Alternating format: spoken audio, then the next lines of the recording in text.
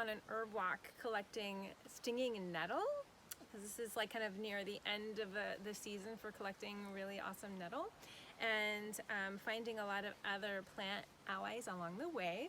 So I wanted to introduce you to a really lovely plant that is great for supplementing your salads, miner's lettuce. It looks like a lily pad, as you can see, with a flower, little white tiny flowers in the middle.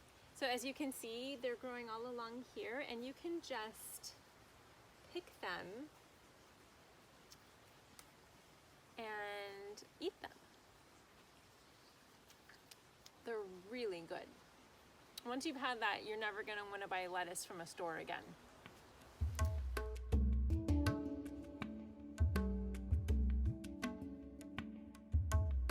In the springtime, it is really good to be eating the colors of spring. So we're in the element of wood, and wood is the color in Chinese medicine, 5-element theory. It's the color of green. And then it's actually connected to the liver and the gallbladder in the paired organ system of Chinese medicine. And the emotion that comes out of that when it's out of balance is anger. So these are all the things that'll be coming up as we're doing our 10-day portion of the cleanse, just to be aware. And ways that you can support that are by eating green leafy foods. This is called stinging nettle. It's obviously prolific in this area, and so I came out today to collect some and use it for my culinary processes and herbal needs. So stinging nettle, it's called that because it has little stinging, thorny little furs kind of that have a kind of acylic acid in them that are burning and stinging. So one of the traditional uses of stinging nettle is actually to help treat arthritis. And in some native traditions, they would take the stinging nettle and they would actually take the leaves and they would purposefully hit it onto their joints where their pain was.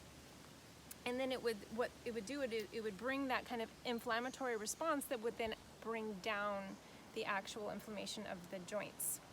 So I'm not recommending that you do that. I'm recommending, if you want to go out and collect stinging nettle, that you protect your hands and bring yourself a little clipper so you don't have to use your actual bare hands at all. And you want to collect from the top and leave the bottom to keep growing.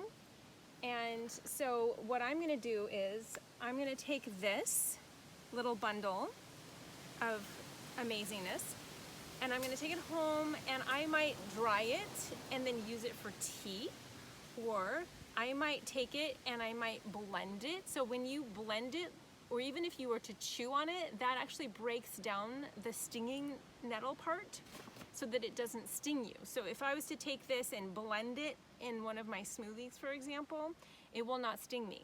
If I was to take some of this and actually put it in a stew or a stir fry, it will not sting me. These are all ways that you can actually ingest the stinging nettle.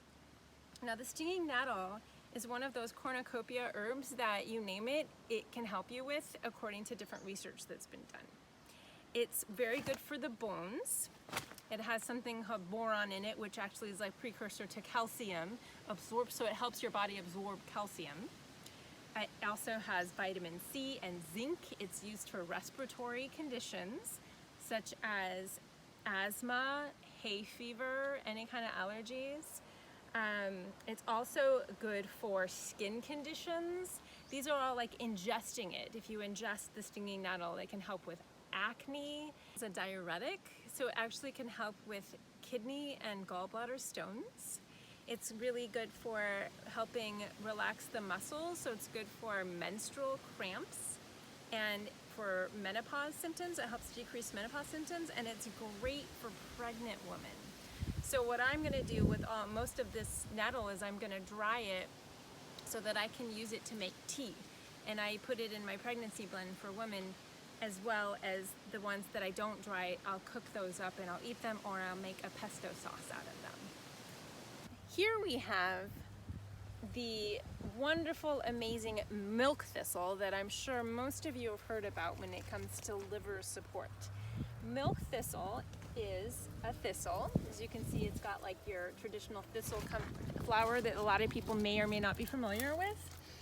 But the leaves have these signature white line veins through it like milk. And I believe this is where it gets its name from. So this is a wonderful example. I'm going to collect some. I'm going to be careful because although it doesn't have the same kind of stingy, injective thorns that the stingy nettle has, it does have sharp thorns on it. So you want to be careful not to get poked. So this is just a lovely example. So with this leaf, I'm going to take this home. I'm going to chop it up. I'm going to do a little soup. I can put it in a soup. I can do it in a little stir fry. And a little piece of information about thistles in general. All thistles support the liver. All of them do. The milk thistle is more of the king of liver support from all of the thistles that grow in the wild. So great for the springtime. So other foods that you can eat in the springtime, according to Chinese medicine, are going to be, as I said, green leafy vegetables. Also leeks, leaf of the mustard. You could do yams, dates, cilantro, spinach, watercress, and mushrooms, although please do not eat wild mushrooms because they might kill you. Also, something to think about, the period of the winter that precedes the spring is a period of hibernation and nesting. In general, our body's natural tendency is to bulk up and eat foods. We're in a strange season right now. It's spring, but we're being told to stay home. A lot of us are staying sheltered in the spring season and continuing to eat. Things to do to help clear what is inevitably going to create some kind of a stagnant excess heat in the system. Aside from doing this 30-day program, is going to be eating foods that clear heat from the lungs, such as pears, celery, cucumbers, watercress, and I'm going to throw in watermelon, although watermelon is more of a summer food, but it's starting to come in season right now, and that can also help hydrate and flush out the system. If you have any questions about any of this, about diet, about nutrition, about springtime foods, please post your questions below, and I will get to those as soon as I can. Thank you for watching.